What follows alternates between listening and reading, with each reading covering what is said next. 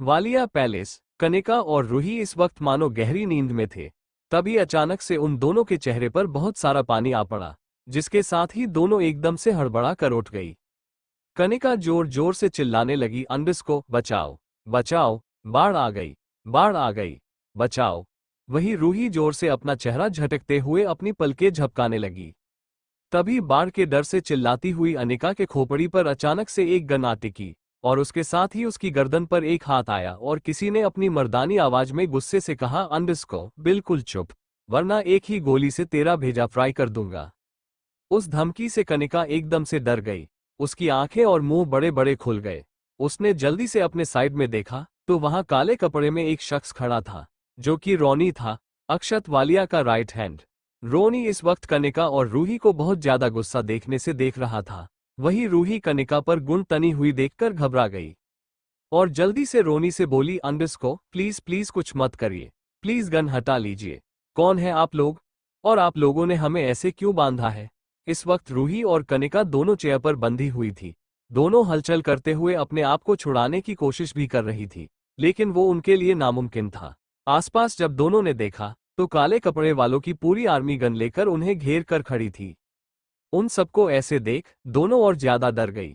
तभी कनिका रूही की तरफ अपना चेहरा मोड़कर उसे घूरते हुए दांत पीसकर धीरे से बोली, अंडिस को ये कहाँ फंसा दिया तूने? कौन है ये लोग? कहीं तेरे जाने जानी दुश्मन तो नहीं है? इन्होंने ही तेरी खोपड़ी पर कुछ मारा था क्या, जो तू पागल हो गई और अब मुझे पागल करवाने लाई है? कौन है ये लोग, बता। रूही उन सबको देखकर कनिका से बोली, अंडिस को मुझे नहीं पता मॉम, ये लोग कौन है? कनिका एक बार फिर से गुस्से से रूही से बोली, अंडिस को खबरदार मुझे मोम बोला, एक लात तेरी कुर्सी में मारूंगी, दूसरी तरफ चली जाएगी, पागल लड़की। कनिका रूही की डिस्कशन चल रही थी। तभी रोनी ने कनिका की खोपड़ी पर गन और ज्यादा दबाते हुए उसे दर्द पहुंचाकर कहा, अंडिस को ए चुप। दर्द के मारे कनिका जोर से चिल्ला पड़ी। वही फिर से रोनी से रिक्वेस्ट करने लगी अंडिस को कि वो उसे छोड़ दे। तभी विशाल ने आकर जल्दी से रूही की खोपड़ी पर गन तान दी और उसे डरते हुए बोला, अंडिस को एकदम चुप, और ये बताओ तुम दोनों यहाँ क्या कर रही हो? कौन हो तुम लोग? उस ब्लास्ट में तुम्हारा ही हाथ था ना? ब्लास्ट की बात सुन रूही चौंक गई। वही कनिका को याद आया कि दोनों जब पेड़ के पास खड़ी थी तो अचानक से ब्लास्ट हुआ था। पैलेस से अक्षत समेत उसके काफी सारे आदमी बाहर आ गए थे।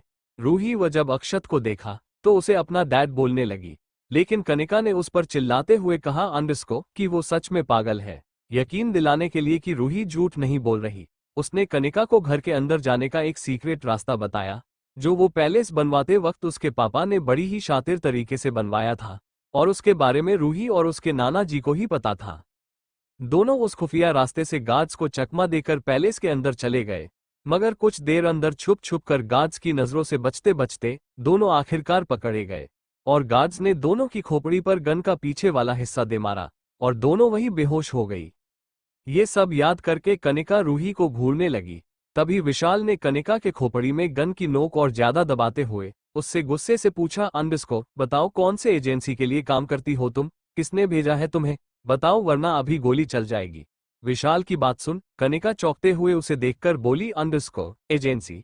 कैसी एजेंसी? मैं किसी के लिए काम नहीं करती। आप लोग क्या बोल रहे हैं? मैंने कल ही अपनी न्यूज चैनल से रिजाइन कर दिया है। मैं एक न्यूज रिपोर्टर थी, मैं सच बता रही हूँ। कनिका की बात सुनने के बाद विशाल रोनी को शांत नजरों से देखने लगा। वही विशाल भी कुछ सोचकर ब्लूटूथ से कनेक्ट अक्षत से बोला, अंडिस को बॉस, हम इनकी रिपोर्ट निकालकर आपको आज ही देते हैं। अक्षत ने हम कहकर जवाब दिया। सब लोग कनिका और रूही को उस अंधेरे रूम में बंद करके चले गए। रूही और कनिका चिल्लाती रही कि उन्हें छोड़ दिया जाए, लेकिन अब दरवाजा बंद हो चुका था। वही अक्षत इस वक्त अपने कमरे में बैठा हुआ था। उसके सामने लैपटॉप स्क्रीन थी, जिसमें वो कनिका और रूही की सीक्रेट एरिया से आने की फुटेज देख रहा था। तभी उसकी नजर कनिका पर गई। अंडिस को उसने कनिका की फोटो को पोंछ कर ले जूम किया, जिसे देखने के बाद अक्षत की आंखें एकदम से छोटी हो गई। फिर उसने विशाल से कनेक्ट किया और सीरियस आवाज में विशाल से कहा, अंडिस को वो लड़की जो ग्रीन कलर की ड्रेस में है, उसे अभी के अभी मेरे रूम में लेकर आओ। कुछ देर बाद दो हटे कट्टे बाउंसर जैसे दिखने वाले लड़के कनिका को जबरदस्ती पकड़कर एक कमरे के सामने ले आए। वहां रुकते ही कनिका उनसे छूटने की कोशिश करते हुए उन पर चिल्लाकर बोली, अंडिस को माइंड योर लिमिट, ओके? तुम लोग हमारे साथ ऐसा नहीं कर सकते। तुमने हमें अपने घर में बंद करके रखा और अब इतनी बदसलूकी। अगर ज्यादा ही प्रॉब्लम थी तो पुलिस के हवाले क्यों नहीं कर दिया हमें? ऐसे किडनैप करके क्यों रखा है? सुना तो बहुत था उस अक्षत वालिया के बारे में। कानून नाम की भी चीज है या नहीं कोई? तुम लोग दो लड़कियों को ऐसे कैसे बांध कर रख सकते हो? रूही उन पर चिल्ला रही थी। तभी उसके कान में एक भारी मर्दाना आवाज पड़ी, जिसने कहा, अंडरस्को। पहले चोरी और बाद में सीना जोरी, गुड एफर्ट, लेकिन अब ये चीज तुम्हें भारी पड़ने वाली है मिस। ये आवाज सुनते ही कनिका एकदम से चौंक गई और उसने एकदम से सामने देखा। सामने एक चेयर पर कनिका की तरफ पीठ किए ब्लैक शर्ट और ब्लैक पेंट में एक शख्स बैठा हुआ था, जो कोई और नहीं बल्कि अक्षत वालिया था। उसके जबड़े इस वक्त गुस्से से भिंजे हुए थे। आंखों में एक अलग सी सनक लिए वो अपने हाथ में गन लेकर बैठा हुआ था। कनिका इस वक्त उसे पूरा तो नहीं देख पा रही थी, लेकिन वो अपनी आंखें छोटी करके हैरत से बोली, अंडरस्को, अब तुम कौन हो और यहाँ हमें बांध कर क्यों रखा है? कनिका की इतनी बात सुनते ही अक्षत के होठों पर एक व्यंग सी मुस्कान आ गई, जो कि तुरंत ही गायब हो गई और फिर वो अपनी चेयर पर से शान से उठा और कनिका की तरफ पलट गया। उसे देखते ही कनिका की आंखें हैरत से बड़ी हो गई और वो मुंह फाड़े अपने कपकपाते होठों से बोली, अंडरस्को, अक्षत वालिया, आप? कनिका बहुत ज्यादा हैरत में थी। वही अक्षत कनिका को गौर से देखते हुए धीरे धीरे अपने कदम उसकी तरफ बढ़ाते जा रहा था। कनिका अक्षत को अपनी तरफ आता देख अपनी सांसों पर काबू नहीं कर पा रही थी। कुछ पलों में अक्षय कनिका के बिल्कुल सामने आ खड़ा हुआ और उसकी आंखों में अजीब नजरों से झांकने लगा। तभी कनिका ने अपना थूक गटकते हुए अक्षत को देखकर कहा, अंडरस्को, मिस्टर वालिया, हेलो, मैं एक न्यूज रिपोर्टर रह चुकी हूँ। कल ही जॉब से रिजाइन किया है। मैं आपकी बहुत बड़ी फैन हूँ। क्या ये आपका घर है? सॉरी, मैं यहाँ गलती से घुस। कनिका आगे बोल ही रही थी, तभी अक्षत ने उसकी बात को बीच में काटते हुए अपनी सख्त आवाज में उसे घूर कर पूछा, अंडरस्को, इस पैलेस का सीक्रेट डोर तुम्हें कैसे पता चला? और वो तुम्हारे साथ की लड़की, तुम दोनों इतनी आसानी से अंदर कैसे आ गई, जबकि मैं गेट पर इतनी सिक्योरिटी थी कि अगर बिना मर्जी की तुम घुसने की कोशिश करती तो शायद मारी जाती। तभी कनिका ने कुछ सोचते हुए कहा, अंडरस्को, हाँ, वो मेरे साथ लड़की है ना? उसने अपना नाम रूही वालिया बताया है। उसी ने मुझे यहाँ के सीक्रेट डोर के बारे में बताया था और उसने ये भी कहा कि वो यही रहती है। अब तो कंफर्म हो ही गया है कि उसे यहाँ के सीक्रेट डोर तक के बारे में पता है, तो ओब्वियसली यही रहती होगी। लेकिन पता नहीं क्यों यहाँ के लोग उसी पहचान नहीं रहे। आपका भी सरनेम वालिया है और उसका भी, क्या पता वो आपकी बहन हो। एक बार आप उससे मिल लीजिए और मुझे उस पागल लड़की से छुट्टी दीजिए प्लीज सर। कनिका ने इतना कहा ही था, तभी कनिका को पकड़े दो लोगों में से एक ने अपने दूसरे साथी को देखकर धीरे से कहा, अंडरस्को, बॉस की बहन, क्या मजाक कर रही है ये लड़की? ये पागल तो नहीं हो गई है? इसे पता भी है अगर इसकी बात से बॉस और ज्यादा इरिटेट हुए तो अभी के अभी यही इसकी लाश गिरेगी। इधर अक्षत कनिका की बात सुनकर उसे गौर से आंखें छोटी करके घूरने लगा। अक्षत को खुद को ऐसे घूरता देखकर कनिका थोड़ा घबराकर इधर उधर देखते हुए अक्षत से फिर से धीरे से बोली, अंडरस्को, मिस्टर वालिया, आप क्या सोच रहे हैं? तभी अक्षत ने कनिका को घूरते हुए बिना किसी एक्सप्रेशन के जवाब दिया, अंडरस्को, तुम्हें मेरे इस पैलेस के सीक्रेट दरवाजे के बारे में पता है, यानी कि और भी बहुत कुछ पता होगा। इसलिए अब तुम इस पैलेस से कहीं बाहर नहीं जाओगी और बाहर किसी को नहीं पता चलेगा कि तुम मेरे पास हो। अक्षत की इस बात को सुनकर कनिका एकदम से चौंक गई और वो मुंह फाड़कर अक्षत को घूरते हुए बोली, अंडरस्को, क्या? इधर अनिका के पापा राघवेंद्र जी, जो कि स्कूल में टीचर थे, वो अपने लंच टाइम में स्टाफ रूम में बैठे बाकी टीचर्स के साथ खाना खा रहे थे। राघवेंद्र जी काफी खुश मिजाज आदमी थे और सारे टीचर्स के साथ उनके संबंध अच्छे थे। वो अपना लंच काफी एंजॉय कर रहे थे कि तभी उनका फोन बजा। फोन पर किसी अननोन नंबर से कॉल आया था। राघवेंद्र जी ने कॉल उठाया और हेलो कहा।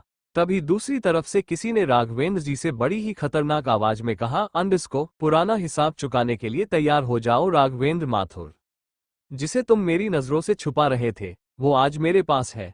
इतना सुनते ही राघवेंद्र माथुर एकदम से चेयर पर से खड़े हो गए और जोर से चिल्लाकर फोन पर बोले, अंडरस्को, कौन हो तुम और क्या कह रहे हो?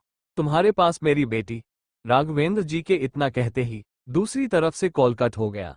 राघवेंद्र जी ने हड़बड़ाहट में कुछ सोचकर दोबारा उसी नंबर पर कॉल लगाया, मगर वो नंबर लग ही नहीं रहा था। राघवेंद्र जी बहुत ज्यादा घबरा गए। आसपास के सारे टीचर्स राघवेंद्र जी से क्या हुआ पूछने लगे। लेकिन उन्होंने कुछ नहीं कहा और अपना बैग लेकर जल्दी से स्टाफ रूम से बाहर निकल गए। उन्होंने कई बार अनिका का कॉल ट्राई किया, लेकिन अनिका का फोन नॉट रीचेबल आने पर वो घबराकर अपने सर पर हाथ मारते हुए बोले, अंडरस्कोर क्या करूं मैं? अनिका के साथ तो वो लड़की रूही भी है, दोनों खतरे में तो नहीं है कहीं वो कॉल? इतना सोचकर राघवेंद्र जी ने जल्दी से एक दूसरा नंबर डायल किया। दूसरी तरफ से किसी ने कॉल उठाया तो राघवेंद्र जी फटाक से बोले, अंडरस्कोर वापस आ गया है। ईशान मित्तल जिसने तुम्हारे बाप को जान से मारा है वो वापस आ गया है। तुमने ही कहा था कि अगर मैं तुम्हारे बाप के दुश्मन को सजा दिलवाने में मदद करूंगा तो तुम मेरी आइडेंटिटी किसी को नहीं बताओगे। अब वो वापस आ गया है और मेरी बेटी के पीछे पड़ा है। सांप का सपोला बड़ा हो गया है। पक्का उसी ने मुझे अभी कॉल करके मेरी बेटी के बारे में मुझे धमकी दी है।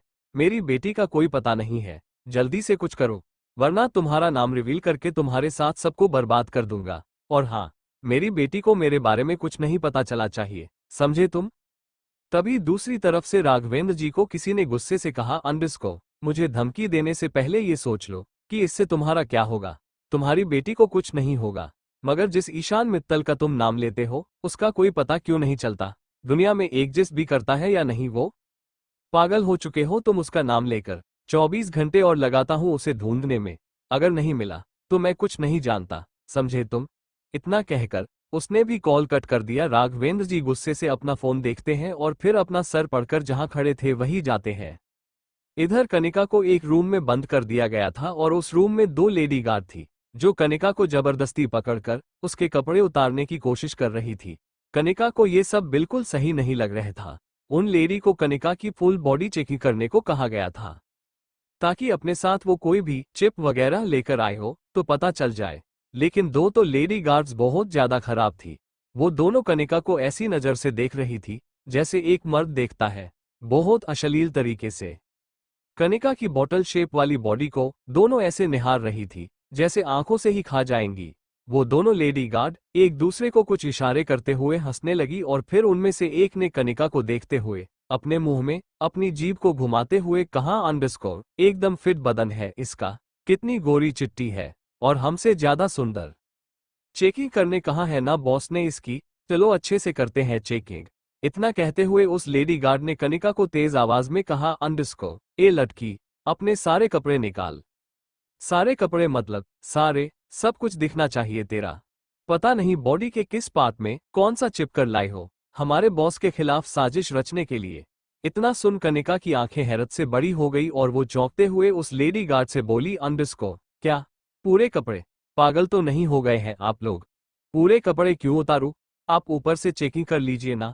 आपको जो चेकिंग करनी है, मैं कुछ भी नहीं लेकर आई हूं अपने साथ, ट्रस्ट मी। तभी वो दूसरी लेडी भी कनिका की तरफ बढ़कर उसकी बाह को कसकर पकड़कर दबाते हुए बोली, अंडरस्कोर ज्यादा शानी मत बन समझी, कहा ना तुझे, सारे कपड़े उतार वरना हम उतारेंगे तो और मजा आएगा। उस दूसरी लेडी गार्ड की भी बात सुन कनिका आंखें बड़ी करके उसे देखते हुए बोली, अंडरस्कोर आप लोग ये सब क्या कह रहे हैं?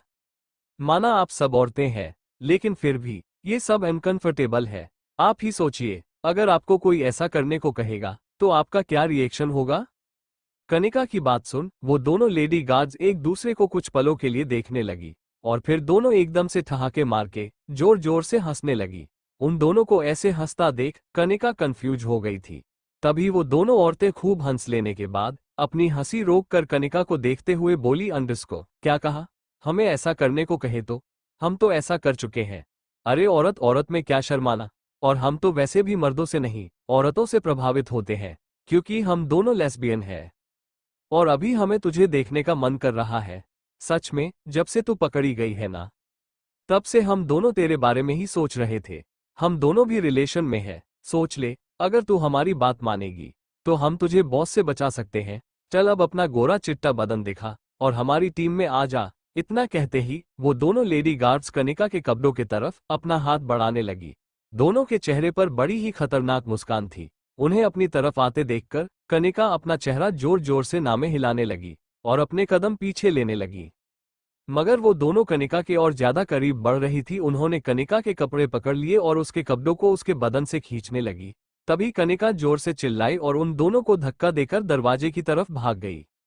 कनिका ने एकदम से जाकर दरवाजा खोल दिया और वो दरवाजे से बाहर निकलने ही वाली थी कि तभी सामने वो किसी हटे कट्टे शख्स से टकरा गई, जिसके सीने से कनिका का सर एकदम से जा लगा और कनिका का बैलेंस बिगड़ गया। कनिका गिरने ही वाली थी कि तभी एक हाथ ने कनिका के कमर पर आकर उसे थामा और गिरने से बचाया। इतना ही नहीं, उसे संभाल कर फिर से अपने करीब खींच लिया। दोबारा टकराने की वजह से कनिका की एक जोरदार आह निकाल गई और उसे कुछ अजीब सा महसूस हुआ। तभी एक सख्त मर्दाना आवाज ने कनिका के कानों में बड़े ही खौफनाक तरीके से दस्तक देते हुए कहा, अंडिस्को एफ के पैलेस में हो तुम मिस, यहाँ से भागना तुम्हारे लिए इम्पॉसिबल है। आखिर किसने पकड़ा है कनिका को दरवाजे पर? क्या होगा अब आगे कनिका और रूही के साथ, जानने के लिए बने रहिए हमारे साथ सिर्फ फिक्शन एफएम पर।